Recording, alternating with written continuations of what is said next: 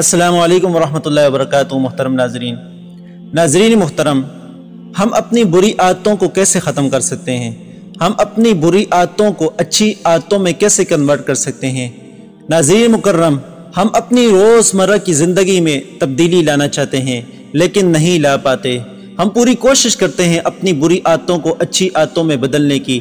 پہلے ہم پوری کوشش کرتے ہیں، پھر جدوجہد کرتے ہیں، لیکن کچھ ہی دنوں بعد تھک ہار کر بیٹھ جاتے ہیں، جس کے نتیجے میں ہم احساس کمتری، ڈپریشن، ناکامی اور شدید تھکاوٹ کا شکار ہو کر وہی پرانے ماحول کے رنگ میں رنگ جاتے ہیں۔ یہ تو ہم جانتے ہی ہیں کہ ہمارے خیالات ہماری عادات اور کریکٹر کی تخلیق کرتے ہیں اور ہمارے پورے جسم کو بناتے اور سنوارتے ہیں۔ اچھی عادتیں اچھے کردار کو اور بری عادتیں برے کردار کو جنم دیتی ہیں۔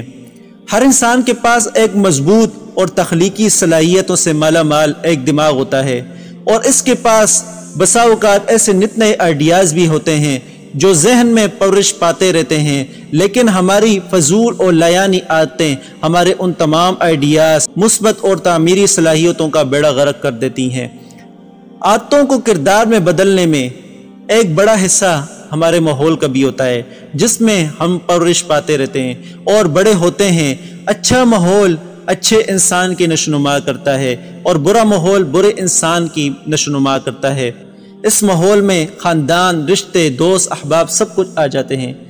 انسان اپنے ماحول سے کٹ تو نہیں سکتا، لیکن کچھ ایسے اصول ہیں اگر انسان سختی سے ان پر کاربند رہے اور ان پر عمل کرے تو خود کو اچھا اور باصلاحیت انسان بنا سکتا ہے۔ عادات وہ ہوتی ہیں کہ جب آپ کوئی کام کرتے ہیں تو آپ کا ذہن اور باڈی آپ کو ایک طرح کا انعام دیتا ہے۔ جیسے آپ کسی چیز کو دیکھتے ہیں اور پھر آپ کا دماغ خوشگوار حیثیت سے اسے قبول کرتا ہے، یوں آپ بار بار اس چیز کو دہراتے ہیں جس کے نتیجے میں وہ چیز ہماری عادات اور ہمارے کریکٹر کا حصہ بن جاتی ہے۔ ہم کیسے بری اور فضول عادتوں سے پیچھا چھڑا سکتے ہیں؟ اس کے لیے چند ٹپس پیش خدمت ہیں، آپ ان کو اپنا کر اپنی پوری زندگی منظم اور خوشگوار کر سکتے ہیں۔ نمبر 1، دعا۔ دعا ہمارے اندر کے خلا اور منتشر مزاجی کو دور کر کے ہمیں ایک باکمال انسان بناتی ہے۔ یہ ہمارے باطن کو نکھارتی ہے اور اندر کی صلاحیتوں کو منظم کر کے ہمارا تعلق خالق کائنات سے مضبوط بناتی ہے، جس کے نتیجے میں ہمیں یقین، امید اور توکل کے تحفے ملتے ہیں۔ اگر آپ پورے شعور اور یقین سے دعا مانگنا شروع کر دیں تو آپ زندگی بدلتی محسوس کریں گے اور آپ قدرتی طور پر دیکھیں گے کہ آپ کے برے خیالات اور بری عادتیں ختم ہو رہی ہیں۔ آپ اپنی زندگی میں چھوٹے چھوٹے گول بنائیں گے تو وہی گول آپ کو آگے بڑھانے میں مدد فراہم کریں گے اور آپ اپنے بڑے گولز اور بڑے خوابوں کے قریب تر ہوتے چلے جائیں گے۔ زندگی میں ہمیشہ ان لوگوں کو اپنا دوست بنائیں اور ایسے لوگوں کو فالو کریں جن سے آپ کو اپنے خواب پورا کرنے کی موٹیویشن ملتی ہو۔ ہمیشہ اپنے دوستوں کا انتخاب سوچ سمجھ کر کریں، یہ آپ کی پوری زندگی کا مسئلہ ہوتا ہے۔ دوست ہی آپ کے خیالات اور عادات پر اثر ڈالتے ہیں۔ نمبر 4، کبھی زندگی میں بہت سارے بڑے اہداف اور ترجیحات کے پیچھے مت بھاگیں، یہ آپ کی عادات، شخصیت اور سوچ کو منتشر کر دیتے ہیں۔